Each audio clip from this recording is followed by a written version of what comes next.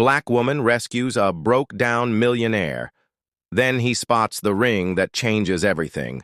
The rain came down in sheets, blurring the edges of the empty highway. She could have driven past. No one would have blamed her. But something about the figure standing beside the gleaming, broken-down sports car made her slow. She didn't know his name, only that his suit screamed wealth and power. But when she leaned down to help, the stranger's eyes locked on her hand and froze. A flash of gold, a symbol he recognized instantly. What happened next would turn an ordinary roadside act into a moment that exposed the ugly truths people work so hard to hide. Janelle had always been the kind of person who believed in helping others, no matter their background. A skilled mechanic in her small town, she often found herself fixing neighbors' cars for little or no pay. On that stormy afternoon, she was heading home from a long shift when she saw a sleek black Maserati pulled onto the shoulder, hood up, hazard lights blinking in the downpour.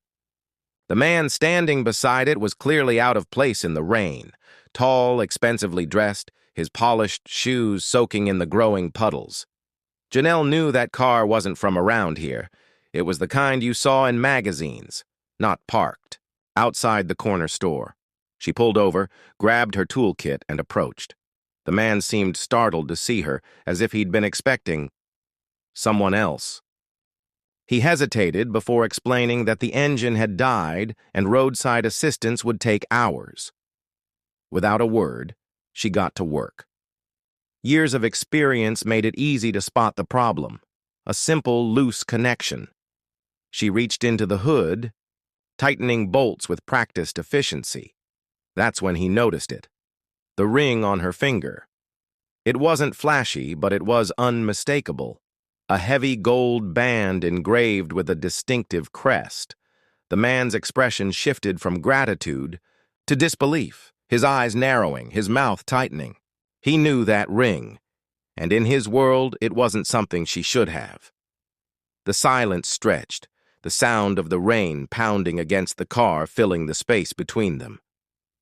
Janelle finished her work, wiping her hands on a rag, but she could feel his gaze fixed on her.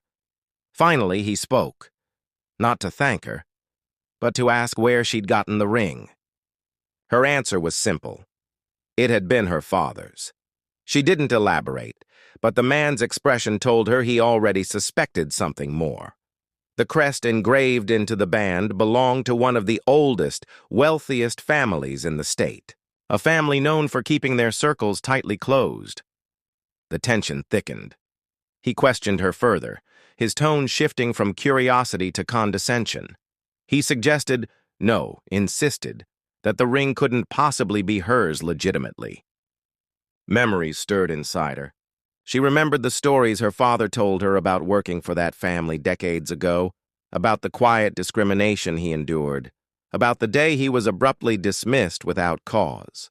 The ring had been a gift from the one family member who treated him with kindness, a gift that carried both pride and pain. But this man, this millionaire stranded in the rain, wasn't interested in her history. To him, the sight of that ring on her hand wasn't a story of legacy or gratitude. It was a challenge to his assumptions about who deserved what. He tried to take control of the conversation, dropping hints about the value of the ring, offering to buy it back for a generous sum. When she refused, his politeness fractured, revealing a sharper edge. Cars sped past, their headlights flashing across the wet road, but no one stopped. It was just the two of them in that tense bubble, a woman who had stopped to help, and a man whose prejudice was stripping away any semblance of gratitude. The argument reached its peak when he accused her outright of stealing it. The words landed like a slap, not because they were new, she'd heard worse, but because they came after she'd just saved him from being stranded for hours in the rain. Janelle stood her ground. She told him firmly that she owed him no explanation. She had fixed his car, given her time freely, and he had repaid her with suspicion. Her refusal to submit seemed to shake him, but not in the way she expected. Instead of backing down, he stepped closer, his voice low but laced with authority. He warned her that people like her often found themselves in trouble if they clung to things that didn't belong. The headlights of an approaching tow truck cut through the darkness, breaking the moment. The driver, a local who knew Janelle, greeted her warmly, immediately shifting the power dynamic. The millionaire realized he was outnumbered in a place where his influence meant little. Without another word, he climbed into his car. The engine roared to life, but as he pulled away, Janelle saw him glance at her in the rearview mirror, not with gratitude, but with a look that promised this wasn't over in his mind. Janelle drove home in the fading storm, her hands steady on the wheel. Encounters like that weren't new to her. They were woven into the fabric of her life. Still, there was a sting in helping someone, only to be met with the same old prejudice. She thought about the ring, how it wasn't just a piece of gold, but a story, a reminder that kindness could cross boundaries, but also that those boundaries were still fiercely guarded by some. Her father had worn it as a badge of quiet dignity. She wore it as a declaration that no one could dictate her worth.